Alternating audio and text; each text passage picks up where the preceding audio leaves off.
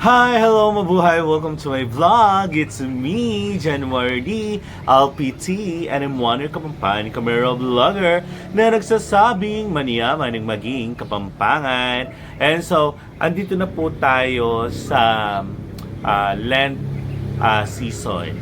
And so, syempre, may mga nag-exhibit na. Actually, simula ng February 14, meron ng mga nagpabasa sa mga kanilang mga bahay. Ayan. So usually ang mga nag-aano rito is mga taga Bulacan. And so sila usually yung mga agad-agad na nagpapabasa pagdating ng Ash Wednesday. And alam ko yung aming hospital kung saan ako nag-work before sa Reina del Cielo, General Hospital located at Plaridel, Bulacan. I know kapag Ash Wednesday talaga, every Ash Wednesday is nag-i-start na sila ng pabasa. And I don't think so if nagpabasa sila noong February 14. So, may mga napuntahan din kami mga bumabasa. Katulad niya, si Christian Burches, ayan yung isa sa mga anak-anakan ko, nagpabasa. So, hindi nga lang ako nakapunta dun sa pabasa ng anak-anakan kong si Christian. Ayan, kasi kasabay nung pagpunta namin sa Our Lady of Manawag together with my family, ayan na i-vlog ko. Ayun, so, parang ano siya, tawag dito, yung sabay kasi. So, parang pipili ka kung saan gusto pupunta ka ba ng Manawag or yung pupunta ka sa kay Christian. Ayan. So, kumusta po kayo mga kapatid? It's been how many weeks naman since nakapag-vlog tayo. And, ayun nga, and so, nagpunta ako sa isa sa mga exhibit dito sa Pampanga. Ayun, naginanap sa SM Pampanga. Before kasi nakapag-exhibit na ako ng Lenten exhibit sa SM Pampanga. Ayan, syempre linabas ko pa rin dyan is yung aking Angustia. I think it's 17, 18. Mga ano yun, 18. Mga ganun, 2018. Basta kasi 2019 hindi na ako naglabas kasi ano na siya 2019 hindi na ako naglabas. Mga 2018 ako naglabas ng Lenten exhibit or sumali sa Lenten exhibit sa SM Pampanga. Pero nagle-Lenten exhibit ako sa Baliwag. Ayan, so nagle-Lenten exhibit ako sa Baliwag. Tapos, saan pa ba? Ayun, dun sumasali din kami dyan sa Barangay Bahay Pare, Catagalugan Region, Candaba, Pampanga.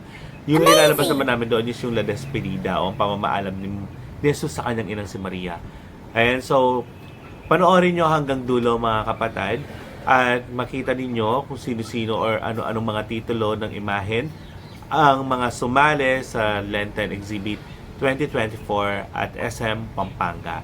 And so actually, gulat ako kasi talagang mga bago sila. Hindi sila yung mga nakasabayan ko before.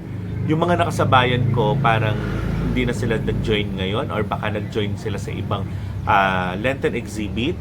Siguro maybe malapit na lang sa kanila. Kasi samahan nyo ako hanggang dulo. Comment down below kung ano pa po yung mga pwede nating i-vlog. And actually, marami na mga nag-i-invite somewhere in Macabebe, Pampanga. And Kutod. Ayan, Kutod. Ngayon para sasabihin ko na parang hindi ata ako makakapunta. Kasi sobrang init po kapag Good Friday sa San Pedro, Kutod, San Fernando, Pampanga. Which is nagkakaroon or ginaganap yung crucifixion doon. Pero napakainit kasi talaga mga kapatid. Pero yung sa Macabebe, let me try kung makakapunta tayo doon kasi it's super malayo. And sa Baliwag, ayan, so the longest Lenten procession in the Philippines. And so ginaganap naman yun or nag-ano yun is sa Baliwag, Bulacan. Ayan, so tingnan natin kung makakapunta tayo doon sa Baliwag, Bulacan. I am hoping and I will try my best na makapunta ulit doon kasi yearly talaga nanonood kami doon. And tignan ko kung syempre sa mga bisita iglesia, depende kasi yan sa situation. Depende kung sino-sino yung mga makakasama natin. Pero as much as I can, try natin siyang i-vlog ko sa inyo yung pupuntahan natin for this coming Holy Week. And of course, syempre, ayan, magpipiesta na kami dito sa Barangay San Jose, Santa Ana, Pampanga, which is on March 18 and 19. And so, baka makapag-vlog din, kasi may pasok ako. And hindi naman kasi ako full-time vlogger. I can't commit myself na mag full-time vlogger ako. Kasi nga, meron akong obligations. Meron tayong work talaga na permanent sa Pampanga Premier Medical Center. And so, thank you so much po sa lahat po ng mga walang sawang sumusuporta sa akin. And so, don't forget to like, share, and subscribe. Then follow me to my Instagram, to my Twitter account is Jessie Samson, JHESSIESAMSON. Then add me to my Facebook account and follow me to my TikTok account, of course, January. And so, ingat po always and God bless us all. A few moments later.